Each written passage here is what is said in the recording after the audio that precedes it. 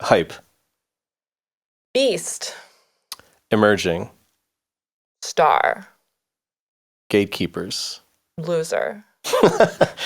Disappointment. Frown. Burnout. Fire. Subculture. DIY. Intensity. The gym. That's 2 words. Well, we'll take it. Yeah. Do you feel like you you have said that you are Pollyanna about these things, and like your positivity really does come through. Like you really do have a lot of hope for like how people are thinking about things and experiencing things, and you do look for silver linings. Like it's impressive to be in a moment when there's so many things to drag you down, and you're buoyantly putting something into the world that you're like, yeah, this is good, and people should be excited about the things that are around us. Whitney Mallet is a writer, critic, and the founder and editor of the Whitney Review, a magazine she describes as an art project and which reads like one. She came up through magazine journalism, spent years as deputy director at Pinup, has written for publications ranging from Artforum to the New York Times to a magazine that may or may not be under racketeering investigation, and has been going to more performance art gallery openings and readings in New York than almost anyone you'll find. She did a road trip reading series with Maya Martinez through Vegas, 29 Palms, LA, and a college house party in Santa Cruz. She's done brand semiotic analysis as a side job. She is, by her own description, Pollyanna, though she'd also be the first to tell you that Pollyanna is a way of avoiding something. We talked about what it means to run a magazine by instinct, the delay between when culture shifts and when criticism catches up to it, and whether criticism can still move the needle, or whether people mostly just care that the review exists.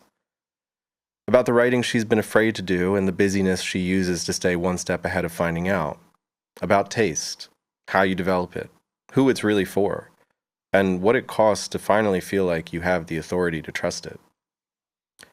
Whitney says she edges burnout. She means it in the way you mean edging anything.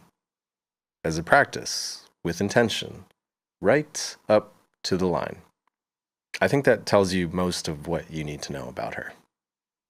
Here's my conversation with Whitney Mallet.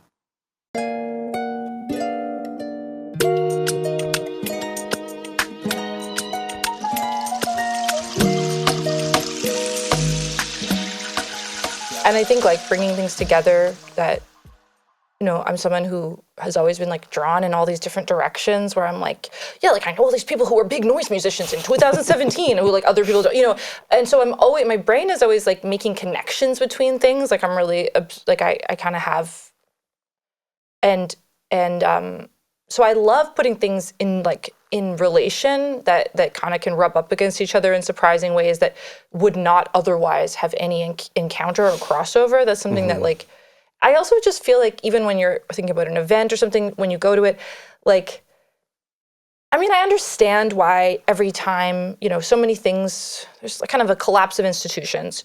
So everyone sort of has to build their value by association with things that are already valuable. Right. So I understand why there's a lot of like, kind of putting the same people in things, because everyone just kind of is like thinking about like, well, who's like someone that can give this a little bit of a boost, because I'm just like, or, I think we're all in that position sometimes when you're starting something new or things.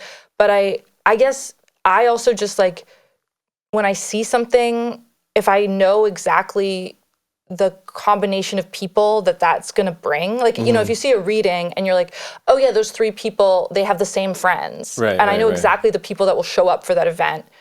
It doesn't really like motivate me to leave my house. Like I'm like, oh, I've been to that event before. Right. Been to a version of that event before. So I feel like the same way that like a good party is, like something about a magazine should kind of be similar too. Like It should be an encounter that like you wouldn't otherwise experience anywhere. Yeah. No, it feels that way. And it's like, I think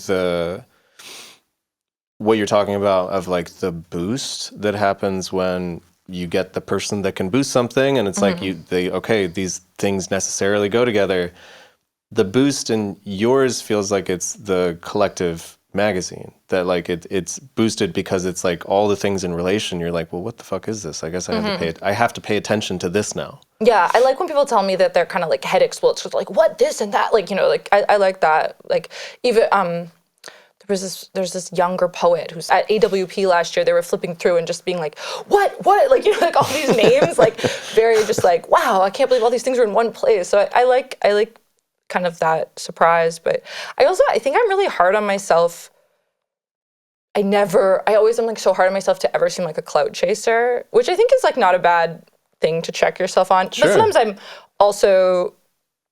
I also like see people who move to the city and like, you know, have no shame in that game and quickly like ascend quickly, you know, doing that. And I also don't think it's bad. Sometimes I'm like, yeah, it could be 5% more like that, you know, like, because it's like, you don't want to also be like, not doing something with the person that's best for it because you're so fearful of appearing some way. So I'm always, you know, I think that's a balance for sure. Completely. I remember as a student, Kara Walker was one of my teachers, and everybody it was the two people that like were hounded were Kara, and then another teacher of mine was Rikrit Tiravanit. And I just always fell back because I was like, I can't be that student that's like trying to be like up in their face all the time. Yeah, you don't want to be like, I mean, some people are good at it, just like holding space when everyone wants to be next to the person whose like birthday it is, or in like, I feel like in grade school, it's like whoever got injured in like dodgeball. It was like, I always felt like that was so embarrassing when people would be like, I'm best friends with Karen today because she like has an ice pack. And I was like, this is bizarre. In that conversation with Sian and Kate, taste comes up a lot. And I feel like, you know, based on all these collisions and everything, like what we're talking about in the magazine itself, I believe it was Sian, where she was just kind of talking about taste as a way to separate ourselves from one another, to differentiate. Is that what it feels like to you? I think to some degree, yeah. And I think like, I mean, there's always like a thing going on of, you know, when something becomes like a status symbol, but then when it gets like a new status symbol has to emerge because people are not like, you know, like not rich people have figured out to buy this bag. And then like, you know, I think that taste is I think that's the kind of really cynical idea of taste she's talking about. And I forget, I think, is that Bourdieu? Yeah. Bourdieu? Yeah, but I think she also, in that interview, says that she also thinks that there's like a less cynical way of looking at it. Yeah. And also, like her books, clearly, like I feel like she's not so cynical. Yeah, and it's like that you might, not just, can't remember exactly, but less of a negative construction and more like I feel like what I think about is like when you like, you know, almost have like a big sister or a mentor or a friend, and they're like, you like this person, so you want to emulate, because a lot of it's about I think what she says is that our desire is never neutral, or, you know, but like you couldn't construct it that it's like all negative, like, oh, I just don't want to be seen as basic, so I like this. Right. But you can also be like, oh, you can try to emulate people you have a, you know, if there is such thing as genuine or authenticity, you authentically like this person, and so you wanna kind of have the same taste as them, which I do think, I would say I relate to that. I probably have, you know, my taste has responded in both ways in my life before. Sure. Yeah, there's some level of transference or something that happens where you're like, oh, I like this person, let me see what they fuck with. Yeah. In my mind, to be steering the ship of a magazine, one in which taste plays a role, you kind of also have to know your taste.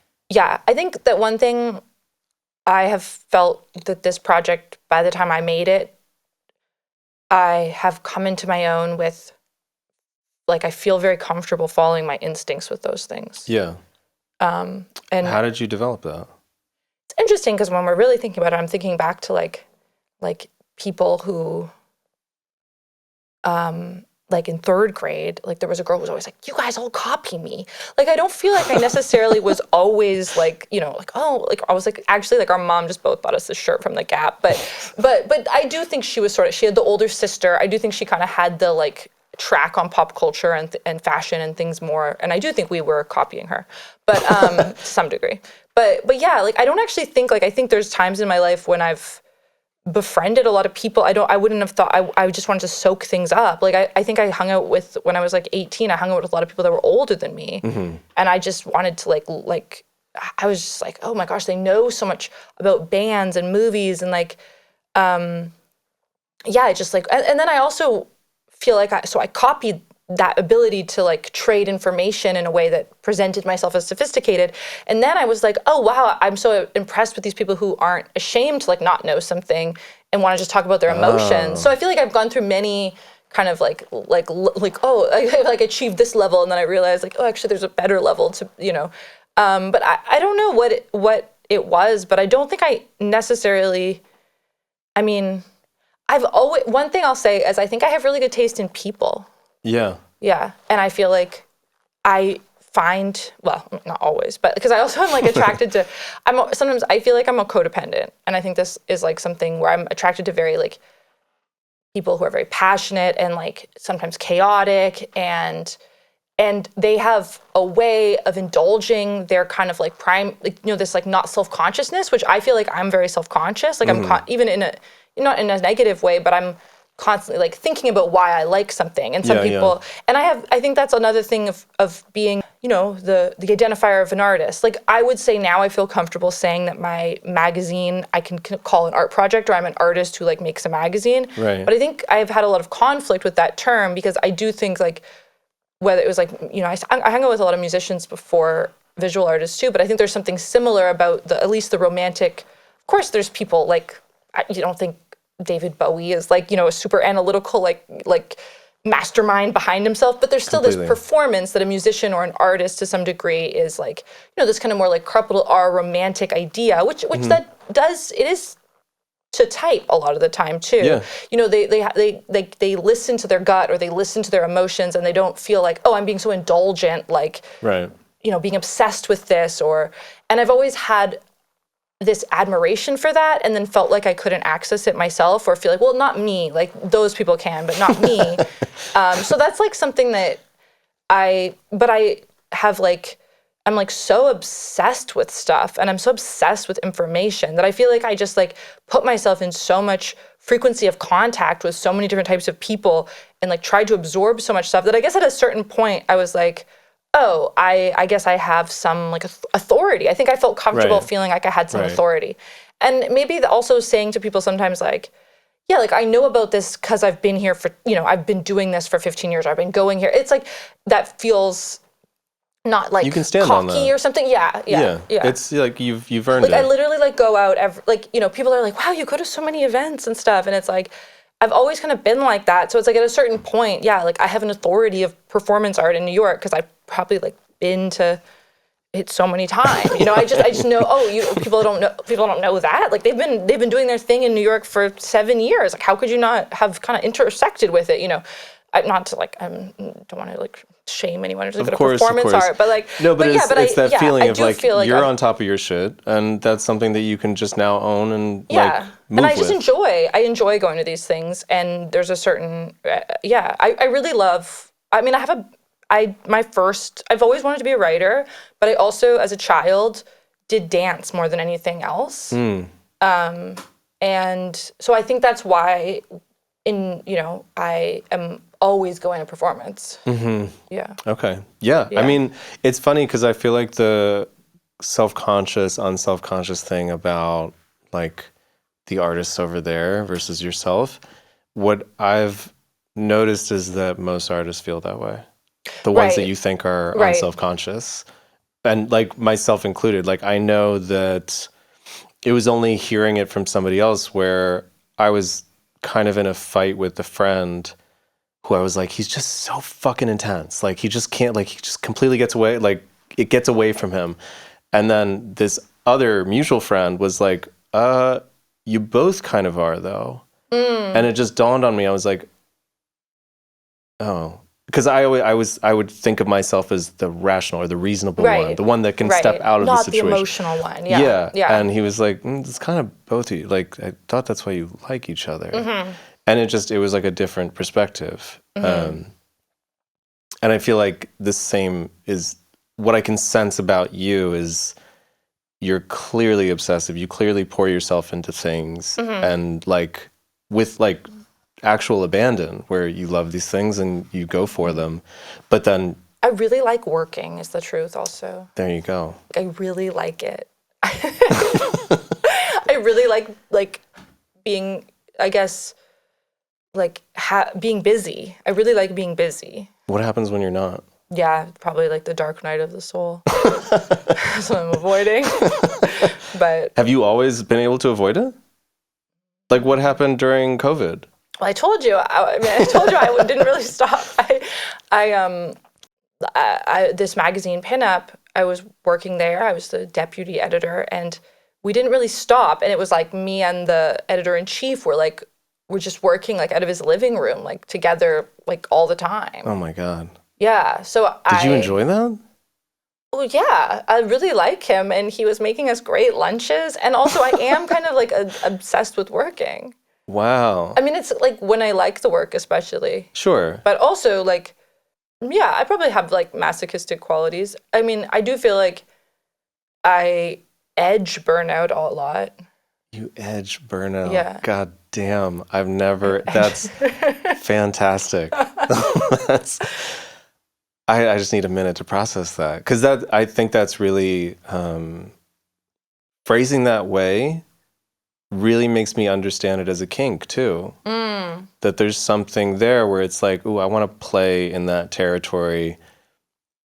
Maybe, and you can correct me if I'm wrong, but like there's almost a romance to that too.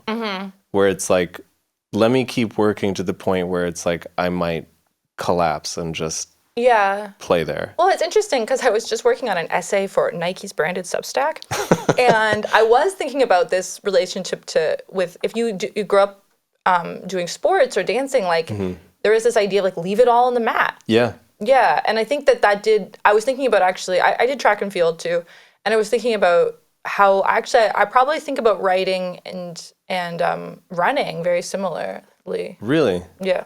So is it like, are you the kind of person that, of course, there's deadlines, there's things that you need to do for work, there's things you need to do for your like your own magazine, but is there a maybe an independent practice?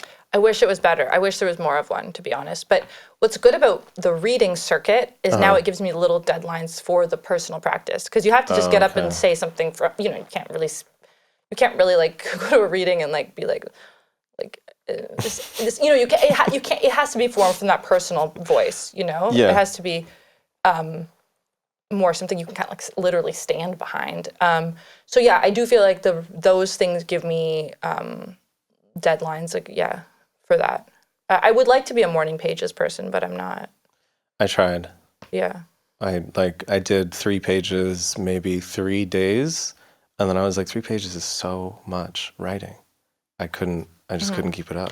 I mean, maybe there's a phase for us to do it, later. I think that this stuff also that I'm saying, like, I think there's a lot of great things that have come out of the kind of busyness that I court. But yeah, if I want to do, I have never really produced the Whitney Review is the most like thing I can really stand behind that I've done. But other than that, a lot of the stuff I've done has been so short format and somewhat ephemeral to some degree. Like, I mean, I did a 20-minute video I like, but I mean, it's like, I feel like it's a piece of art. Like, it's not so ephemeral the way a lot of stuff that is magazine journalism is, where it's like, oh, it's good in that moment, in that context. But if you took it out of that context, it feels a little silly kind of to call it like, it circulates in a certain context. But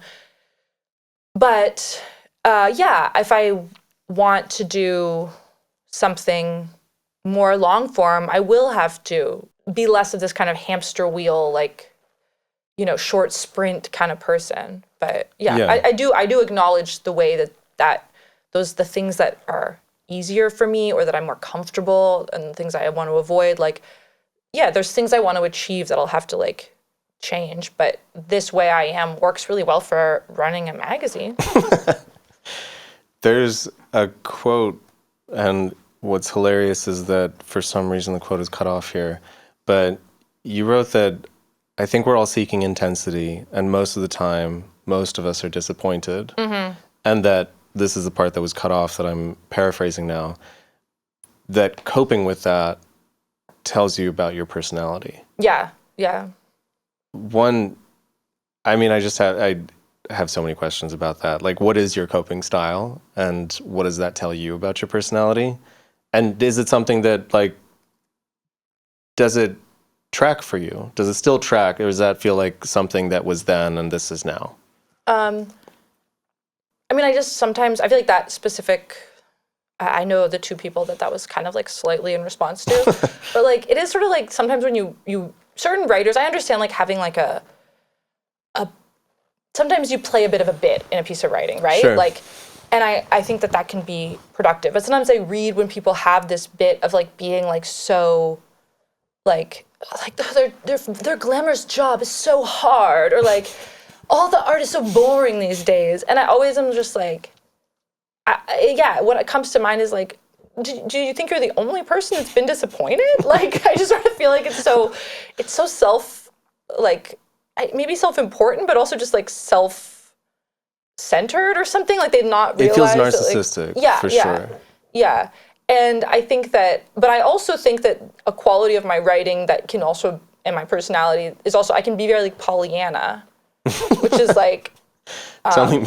Pollyanna is like when you are like too much, like almost like forcing on people to like see the silver lining. Like, I think like, not wanting to be like the whiny person, wanting to be like, kind of like. There's so much here. Like, but it's okay. Like. Right. Like, I can deal with it. Or just like, yeah, being too, I think sometimes too that's like, I don't think that perspective, I think that perspective is also an avoidant perspective. Mm-hmm. I think you're avoiding something and you're trying to like paint over something, and maybe your probably good writing comes from trying to find what you're trying to like hide or avoid. Yeah, hide from yourself. I mean, I think a lot of writers are really into psychoanalysis these days for that reason. Yeah. It makes me think, like I was listening to an interview with George Saunders where he was talking about how when he started writing, he was like, it was just really bad. It was really fucking bad. And he wanted to be like a quote unquote great writer. And it was when he gave that up and realized like, it can be funny, you can loosen up and you can like fuck around a little bit, that it started to actually, it was the thing that he was most afraid of, because he just didn't understand how to incorporate that and be like the quote unquote great American writer. Yeah. And I feel like it's interesting. Yeah, that avoidancy is usually the thing that you have to face. Mm-hmm. Is there like, can you track a moment where the thing you're avoiding in your writing finally hit you? Well, I went to therapy during the pandemic, and I think that made me more self-aware about, I mean, I'd read some self-help before, so I had some awareness about some of these qualities I have, like reading a book about codependence and alcoholics. I was like, wow, learned a lot about myself. Truly. But like, then but I think that realizing that and then I think, Isaiah has made me realize how defensive I am. Like, a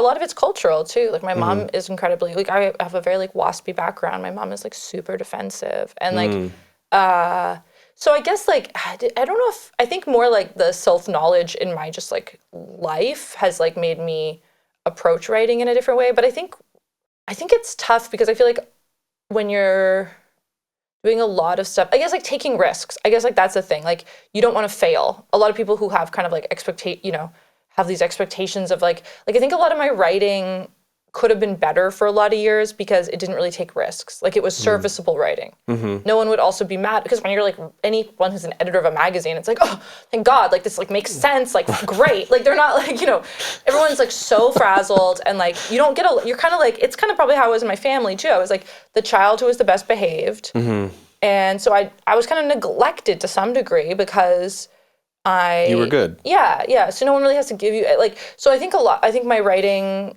was like kind of just like safe for a lot of times. I mean, it's interesting, like you quote from my Substack because I feel like it's funny. Substack is such a funny thing because you don't have any like thing to hide behind. Like, well, this is the assignment, or like this is like the voice of the magazine. Like, it's like, well, it's your choice to do however you want to do it. Right. And then also, it's funny too because you don't like. I mean, you can just wing them out there like you're in the wind, but probably people read them more than like things I still probably have this weird perspective where I'll work on something for a print magazine in like Milan for longer because there's like a deadline and an editor and a print like publication it's a prestige date, publication. right? Like whatever, Yeah. like even like like prestige publication. What does that mean these right. days? But yeah, like I'll like, but then I'm like, oh, does anyone even read this? Like it's like hard to even like you go to Casa and they have like the same magazine but like 2 issues ago, or like it's like it's just so funny that I don't know like why I still sometimes put more like effort into that. I don't know, or more like laced up about it. But I definitely am more laced up. I think sometimes these kind of loose kind of things. Like I think being more. I think doing live readings. Maya Martinez actually inviting me on poetry tour. We did this like road trip. Wow. And that was a huge thing for my writing. Like to just really to can't do things in imagine front being of on a people. road trip with Maya Martinez. Yeah, it was different people. Like she drove across the whole country. I think like maybe and back kind of, and like but different people could fly in and get picked up for a leg. Oh, interesting. So I did like Vegas, 29 Palms, LA, San Francisco. Okay, that's a good stretch. Yeah, but like reading like every night or every second night. Oh, we did Santa Cruz too at like a college house party. Damn. Yeah, Maya would book all this because she had like a lot of Instagram followers at the time. She also like kind of like closed that account, but she would just like post and book like whether it was like a bar or a show house or something, and she would an art gallery, and she'd put together these things like itinerary, like bam, bam, bam, and that was like really, like just having to get up and do like having to read writing in front of people different than like this journalism practice that I'd mostly had. Yeah. That was a big, it was a lot of growth for sure. I wonder, you can tell me if I'm like placing something on you here, but like someone like Maya, who in my head is kind of the artist that we were talking about previously, like someone who is like artist with like the sort of romantic sensibility, someone who abandons themselves into the work, like, and someone who it almost seems like she has no fear about what perfection means or like what you need to necessarily meet, and something like the way that you're talking about your background and like how you almost need to meet a certain standard or like live up to something. Like I relate to that very deeply, and like it took a few times of failing in public or being around people that were okay with failing and fucking up that made me be like, maybe this will be better if I just let go. Yeah. I think honestly also just, because Maya's also a little bit younger than me, and I think when she met me, she also just like, so I had this other best friend who I owe a lot to because she got me going to the art world in New York. Like we both were in Montreal, and it was a more like loft music world, but she'd done a BFA, and she knew like right in New York, like I want to go to Rena Spalding. Like none of this stuff was on my radar, but I, once I get in, I kind of see the vibe. Like one of the first shows I probably went to was K8's show at Rena. And it was like, I was like, oh, I like the scene here. I like what's going on. Like, I'm interested. I'm curious. Like, I'm like, I like this vibe. But I wouldn't have like, I didn't study art, and I wasn't like aspiring to show in galleries. So I didn't really have a lot of this stuff on my radar. But I started socializing in that world more and more. But that friend did project onto me like, and we collaborated on some stuff, but it was very much like you're a journalist and I'm an artist. Oh, yeah. And it was like, and I've had other people do this to me too, because it's like probably like my worst fear that I'm like manifesting or something. And I think like having someone just like meet me and not be like, oh, but that wouldn't be you. Like, having someone just be like, oh, we're going to go do this thing. And it's just simple. I feel like it can be simple. Like you don't have to overthink and be like, you're this, I'm this, whatever. It's just like, let's go do the thing. Yeah. You'll do the thing. And then you did it. Yeah. So I think just having someone like, sort of like what your friend gave you a perspective from the outside of like being like, you're actually emotional. And you're like, oh, I guess I am, kind of like, like someone kind of assuming something that I was always was like afraid to say about myself, and have someone say, "Oh no, you're not." Like Right. it helped me. Yeah, it helped me like just be like, "Yeah, I can like try at this, or I can." It's funny, like Rena's for me was the exact opposite. It was the one thing about like it was part of the art world scene that I was completely averse to. I couldn't stand it. I thought it was just frankly, it was in a particular moment, it was the most like disaffected white people that I had ever been around. And I just every time I went there, I felt so out of place, and I was like, I don't even understand why I don't feel like I belong, but I can't be in the scene anymore. It was like Green Naftali of a particular moment and Rena Spaulding. Yeah, I understand. I understand. And it's shifted. Rena, I don't know because I like a lot of the artists that show there, but I just stopped going. I just couldn't do it. But Green Naftali feels a little different sometimes. But they both had, I mean, I guess me just kind of trying to like analyze like the skim around like the coffee cup without like knowing the things. They both did have a similar one. I mean, I moved to New York, I think 2012. There was something where they had like a little bit of pretension or like a little bit of pressure. You could tell people like cared about what was going on here. For sure. But then they also had this kind of like de-skilled, like they were interested in a certain kind of aesthetic, or like not, like there was a pretension and there's an anti-pretension going on in like the kind of things they showed. And like I do think there was something similar to that. And it can be very like I guess clicky and stuff. Like I don't know. But for whatever reason, I don't know. Yeah, I mean, also I'm white, so it's like a lot of. It's like some sort. There's a lot of things. There are spaces though that immediately I just feel like I can't vibe with. So I understand. Yeah, and also like what to me is interesting here is that a space like that propelled you into thinking and being a part of all these things. And like when I read the Whitney review, it feels, even though it's like it's pulling from so many different scenes and so many different kinds of people, I don't feel like it doesn't make me feel like I'm outside, or if I am, I'm like excited to look inside, and it doesn't feel like anyone's trying to keep me out. Good. I'm glad. I hate feeling left out myself, and I never want to just like, I think some people are just, I mean, I don't like when people are needlessly exclusive, just even in like socializing, like just some people have bad manners. Completely. Yeah. And I just think that I don't like, there's a way you can also, the way you can just have your own writing that can, like, writing can be like that too, and its tone and how welcoming it is, or how open. I guess you don't have to be overly almost like patronizing and explain everything too much. But yeah, I never want to be. I really don't like that kind of. I guess it's a snobbishness. I don't know. I mean, it's mostly people who are insecure, and it just that's kind of how it reads. Also, it's just like low vibrational. It is very low vibrational. I will agree with that. Yeah. You wrote a piece on snobbery that wasn't really about snobbery. It was like almost about a particular moment in like culture.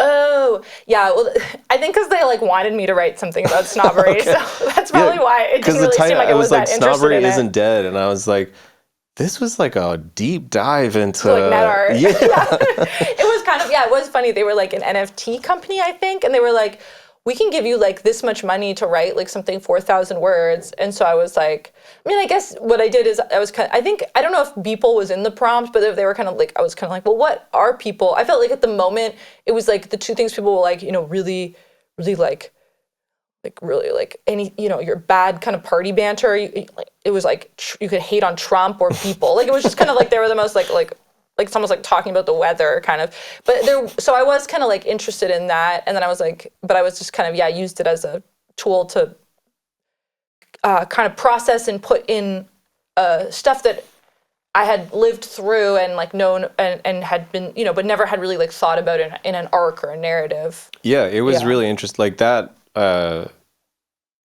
it was one of those pieces where I enjoyed reading it and moving through it because it like reminded me of a lot of different moments. And then by the end, I was like, it kind of washed over me. Like I was like, Jesus, what the fuck just happened though? Like I still didn't know how to process the moment. Like it still felt like too much. It's a lot of information. I'll say that this is something that I also have learned to work on with my writing, is that when I read back, I am like, I'm speed running through information. Like I feel like that's something I'm trying to more gently like also have revelations, like be comfortable with my own emotional revelations with things too, versus just like such a density of information. Right. Like I think that's a couple years ago now, and I think like if I reread it, I would probably feel that like this kind of, I mean, you can almost feel like deadline pressure in some of that writing, and you could just feel how much I was like, basically, okay, like I have this many days to do this, so I'll like Google obsessively for like, you know what I mean? Like I'll like, and then I'll just like pack it all in, like, you know. Yeah. I mean, it was well written. It just, it felt, it was racy, and like then it stopped, and I was like, but I can relate to it in a way because, you know, I do a lot of interviews now, and there are times when I play it back, like in the moment I feel like, oh, that went great, and then I play it back and I'm like, can I just give it a second? Like, can I just let something lay for a second and just be okay with that silence? Because sometimes you say something and it just needs a minute to like actually air out, and then you can move on to the next thing. And if you do that, the beat feels better, and like people actually got the idea. And I watch stand-up all the time, and this is always like, it was on my mind back then, but maybe I forgot. But like the repetition and like how long you spend waiting for the audience to catch up to the idea, even if it's like one that you think isn't that complex, you just need them to take a minute with it. And I'm starting to get better. Mm-hmm. And that silent pause when you do that beat is when they really will, that thing they were like, they're thinking about whether they're going to be vulnerable and share about. It's only in that silence that then they'll offer it, I feel like. Potentially. Yeah, I mean, it won't always happen, but yes, if you don't give beats, there's no space. There's no space for someone to be like, well, here's my secret. Yeah. You wrote about Anna Imhoff's Doom. Mm-hmm. And I really regret not seeing it. Like, it was on my mind, and everyone was talking about it, and I should have seen it. I forgot that I wrote about it. I'm going to read this little quote. Yeah. It's not little, but there's something about this that feels diagnostic about, like, criticism that I'm kind of interested in talking about with you. So it's why Anna Imhoff's Doom didn't hit the spot. And I think so much of the discourse around it was people trying to make sense of that. It's hard to intellectualize because it's not necessarily the concept or quality of the execution, whether or not something responds to a flux in appetite. There is so much writing that I think could have been just summed up by "this is not what people want right now." Of course, Imhoff's success and hype is because she really delivered what people were starving for just a moment before, and the media machine is often reporting on that story at a delay. So to make legible that rise was important. But by the time something is widely legible, it's not necessarily what we're starving for. It's what we're being fed, and we're talking about why it's our diet. To me, that brings up, like, is there always a cultural delay in criticism? And it got me thinking, like, is it a bulimic culture of criticism? Or, like, just, like, are we constantly consuming and just throwing up and then, like, feeling empty? And I don't mean to be glib about bulimia, but I just, like, there's something about, like, how quickly we move on from something that I don't think it's even possible to fully process in that short a time. And I'm not saying, like, I mean that for any artwork, not necessarily Anna's. Like, I think the piece that you're referring to maybe is the Venice Biennale work, where that hit a chord in a major, major way, and then this one didn't. And even before, I feel like, even though I hadn't seen a lot of these pieces in real life, hearing about them, seeing documentation of them, even like before Venice Biennale, like just these kind of very fashion kid, deconstructed performance. Yeah. Which felt designed to be circulated on an iPhone, to be disseminated through a lot of people watching it. And I think that delivering something for that attention span felt very contemporary. And I think that now we're like, no, I actually like, all I do is just like watch these like crazy, this like schizophrenic reels. Like actually, I don't just want like more of that when I go to see theater. I would like maybe, or theater performance, I would like a little more of a, like I think more narrative, more like something just less dispersed. And but I do think that's my specific feeling about that specific piece and the quality of attention that it asked for. And I think it's very specific to like our phone addiction too, and like how our relation. I think this is something when you're talking about the quickness. The other thing is like our relationship to media, just on a day-to-day basis, like are using brick or not, this has accelerated so much. So it's hard for art to hit the same even from 6 months. Like even if we want to take more time with how we think about art and digest art, the tough thing is that there's such an accelerated pace that things are changing, that the context that it's with, that we're reading the art in, is changing so fast. Right. So I think that specific piece, because it's so much about, her specific way of working, which really seems like it always gets, people always just have their iPhones out and then you see clips from the performance on the iPhone, that is like relating to a very specific thing that changes so quick. Like, so maybe it's an example that feels like that more than maybe someone who practice is like, I don't, I think that, like, I think anyone who kind of is engaging with like, I think like the Mark Lecky show that I saw last year, I think. Like Gladstone? Yeah. I love that show. I love that show too. But I would say a work like that too is like something that's like really relating to how we consume information. Yeah. I think there's people who like paint, and hang it on a wall in a way that maybe from one year to the next, it's not gonna, the reference points for it won't shift as drastically. Yeah. So maybe it has to do with media art to some degree, especially. But I guess in that snobbery piece that isn't really about snobbery also is like, another thing is I sort of entered the art world in this moment that like a lot of people my age had made internet art or net art, post-internet art, whatever. But they were making work digitally because it was accessible. And that there's also that shift is actually something like kind of come to terms with that, and how that was something that just got me into art. So I think it's always, I do think it's like a thing that I'm kind of circling around often, is that kind of, I think another thing is like when I was in my like early 20s, I was thinking about all these like technological changes, but also like jobs.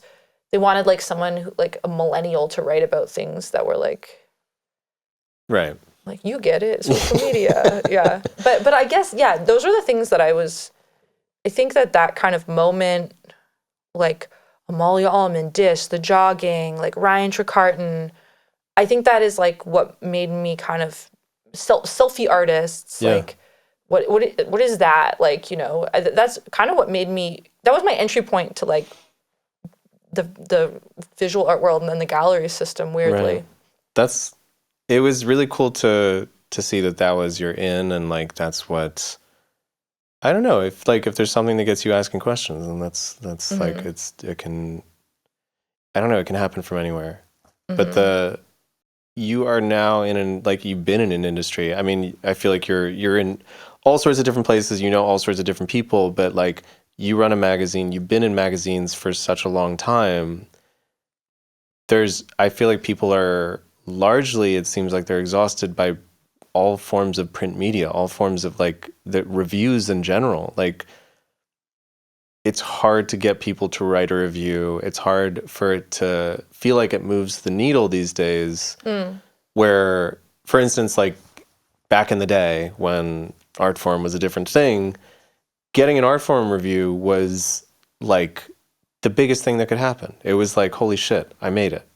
And now, if I were to get an art forum review, I'd be like, okay, yeah, or a New York Times review or something. Like, it's such a weirdly different moment where I don't know how people are processing it, and I don't know if it's a matter of like the exhaustion of the form, or do you think about it as the exhaustion of the form, or people are exhausted, or where does the exhaustion lie? I think that institutions have been, their value is like not what it was. I think a lot of people have always followed writers. Like I think social media made it easier to kind of follow writers as they moved from, I mean, also people were less likely to have staff positions. Like after maybe like 2008 or something, like it was just like, oh, we can just have people freelance. But then you also had social media. So if you liked, if you read something in one magazine, you could just follow that writer. But I think like Substack is another level of that. I mean, there's also a lot that's going on. People do like community. Like people are better writers when they're, when they're edited or have some feedback or someone to talk through things. I think there's a lot that's bad about the kind of moment we have, which is like kind of like if you kind of just do a bit or something of like this kind of like snarkiness or something, like he doesn't really have to like, but there's bad things about this moment. But I think that what it has done though is that kind of a lot of stars just are their own entities. Yeah. And what's the point? Like some of them still feel like, oh, I should do a feature for the New York Times every once in a while to kind of keep my prestige up. But I feel like the prestige of that, the balance of how much that institution needs the kind of star to, like the individual writer who, for whatever reason, and still often these people who are able to build platforms built the platform from having some exposure from working at a Condé Nast place or, so you still have this kind of, but it's really fractured. And I think it's like, it changes like weekly, daily, like, I mean, I think there aren't that many spaces to write reviews. And I don't know if they move the needle in the way that like, oh, like now this person's a star. Right. But I think people do like writing them. I think they might like writing them better than a lot of the outlets that you can write. Like, okay, I see a push in like lifestyle coverage. Yeah. And I think that writers like to maybe, like I think when you write those profiles, you feel like you never really have to say anything because you kind of just have to say like you have to fill in all the holes of just kind of like the most kind of bland, overarching story of this person. Right. Yeah, you have to hit all the things about the project and whatever, and then how much space do you actually have left? Yeah, you don't really get to say like, oh, after, thinking about this person and meeting with them a few times or, as if that ever happens, like probably like having 45 minutes on Zoom. With Julianne Moore? Yeah. That magazine was just, I heard a rumor today that not only are they declared bankruptcy recently, but that Julianne Moore profile, which I was never paid for. No. I heard that they declared bankruptcy. I heard a rumor that it may be a criminal case, that racketeering bureau is looking into them. No shit. I mean, it's just a rumor. That's a funny rumor. Yeah, we'll see. I hope it ends up a TV movie one day. That was a good profile, though. Like, I was very surprised at Julianne Moore. Yeah, me too. Like, that was she had extremely thoughtful responses, and I was like, God, I just always really liked her. She's always, like, been incredible in everything that she's in. And she chooses good projects, She always chooses good projects. Yeah. And then I was like, okay, so it's real. Like, she's actually just genuinely kind of brilliant, and it was fun to read. Yeah, thank you. I'm glad. Sometimes, it is nice to have someone thoughtfully consider your work. I feel like another thing is like sometimes I've never like had something that's like had a bunch of, some people have something that like goes like viral because it's like controversial or something. Yeah. I've never really done that. So sometimes I'm just like, don't really know what people make. The piece that I wrote in response to Dean Kissick that's Cultured's most viral piece. Yeah, that was a widely read piece. It was. I didn't see that. I mean, I knew that it was going to be read, but that's the only thing that I've had go viral. I also heard that ArtNet, you pitched them and they dropped the ball on it. They did. Yeah. That's funny that you know that. Yeah, I pitched it around a little bit, and then Cultured were the only ones that bit. And I was like, okay, I guess I'll figure this out. And then it was an unbelievably good experience because Johanna Fateman is a fucking fantastic editor. And she's the GOAT. Truly, like, it felt more like a collaboration. Like, she really helped bring that piece to life. She's my favorite editor and one of my favorite writers. She's really good. Yeah. Yeah. I mean, going back to reviews, like that is the only other, like, culture is making a case for a renewed interest in reviews. And it seems like people are reading them, but Well, people definitely see it on Instagram. Whether they read the review or not, I think people care that it was reviewed. this is true. That is something that's interesting. We also have there's a lot more, Critics Table has paywall. Right. I know that she tries to negotiate how much, like if you could have your first article for, I think she's trying to work that out, because I do think it's important to find the balance. Now there's like 5 articles that you can do for free. Which is good, because I think regardless, people do really care about if things get attention from other places. You know what I mean? Like, even if it's just like, Completely. how many people actually click the link, but they sure know that person got a review, and then they're like, a little nicer to them congrats. at the party that night. Yeah, like, people definitely track that obsessively, I think. Yeah. Attention. We live in an extreme attention economy. For sure. Yeah. Yeah. That still holds a lot of water. And it's funny because it's like, when you dwell on it for just a moment longer and nobody read it, or quote unquote nobody read it, it's that feeling of like, it makes me think of the raccoon washing his cotton candy in the water and it just disappears. And it's like, you had a thing, it's gone. And it's just... Wait, did you make that up? I didn't know about the raccoon. That's really a good image. It's a like meme. If you look it up, it's the raccoon goes to the river with cotton candy, puts it in the water, and he's like, whoa, and it's it's gone. And it was before AI was everywhere, so it's an actual... It's a real raccoon. It's a real raccoon. Okay, we're going to do a one-word association rapid fire. Okay. Hype. Beast. Emerging. Star. Gatekeepers. Loser. Disappointment. Frown. Burnout. Fire. Subculture. DIY. Intensity. The gym. That's 2 words. Well, we'll take it. Yeah.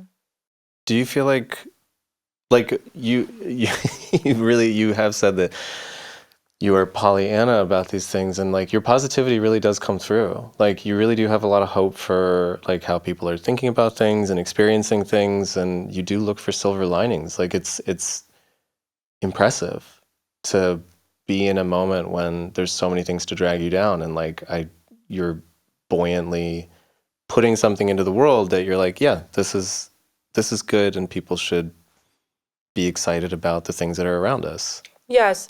It is interesting because, like, someone called, like, I was always confused if I was cynical or earnest. Because, like, I used to do this stuff called brand semiotic analysis, which was like a side job I used to do. Oh, wow. And my like mentor, and I would work with him on it, was A.S. Hamra, but he goes by Scott Hamra in that field. But he said kind of early on when I did a few assignments with him, he said, you're really good at this because you're really cynical. And I feel like nobody else really, like, I feel like other people would always be like, oh, you're so earnest. And I was like, but I think that one thing is I can really see through bullshit. Like, I can really, it's very easy for me to like deconstruct. I don't know, like, I feel like we all kind of grew up, I mean, not all of us, but the kind of way maybe they teach in cultural studies or stuff, this kind of way to be like to watch a movie and then immediately see like it's inherent white supremacy or misogyny. Like, I feel like that kind of training, it's a pretty normal way people get trained to study culture these days. Sure. And like, but I think like anything, I guess I did the student journalism also I did, which we were constantly trying to like see things through power structures and like, is it like forward thinking in the status quo or not? So I think it is interesting because I do have optimism, but I also don't, like, sometimes I think the being too up, like if you're like, oh, that person always sees a silver lining, it's like, oh, they can be fed bullshit. Right. So I do think I have a good like ability to like quickly deconstruct things, and I really like hate anything kind of like selling like lifestyle aspiration and things like that. There's that Francis Bacon quote that he said, "I'm optimistic about nothing," and I feel like there's something to that where you can maintain a buoyancy without it being rooted in an expectation and just live there because it's shit's falling apart. But like, yeah, you can be buoyant. That can be a choice that you make in the mayhem of things. It also might just be like the, you know, like the humors thing. Like I think. What do you mean? Oh, you know, like that medieval way of. Yeah. Like I think that there is something about my constitution. Yeah. And it's always been that way. Yep. Wow. Nothing's rocked you off the course. Not really, no. That's amazing. Yeah. I mean, if anything, like almost like annoyingly steady. I remember my grandma said that once. She was like, I'm really even keeled. I haven't had a lot of highs in my life. I haven't had a lot of lows in my life. But she's also on Prozac, so maybe that's why. I don't know. But yeah, I do think I have you know, I understand, and I like a lot of people that like wake up with highs and lows, or you know, or like I sometimes I think it's like a moral failing of mine or something that I'm like so like, but yeah, it is like I think yeah, we can like analyze it, but it's also just like people have different like makeups of just, you know, nurture, nature, whatever, you know, people just are. People have certain ways that they kind of wake up feeling, I guess. Yeah. So in this moment right now, do you feel like you're closer to breakthrough or burnout? Breakthrough. Of course. Whitney, it was really nice to have you. Thank you so much. Yeah. Spent is a New Crits podcast, hosted by Ajay Kurian and edited by Peter Groppi. Thanks to Need to Know Studios, our brilliant guests and listeners, Mary Akpa, Elvira Horvai, Tara Douglas, and Jasmine Amani. Follow us at New Crits on Apple Podcasts, Substack, Spotify, YouTube, Instagram, and TikTok for the latest updates on Spent. And thank you for spending time with us.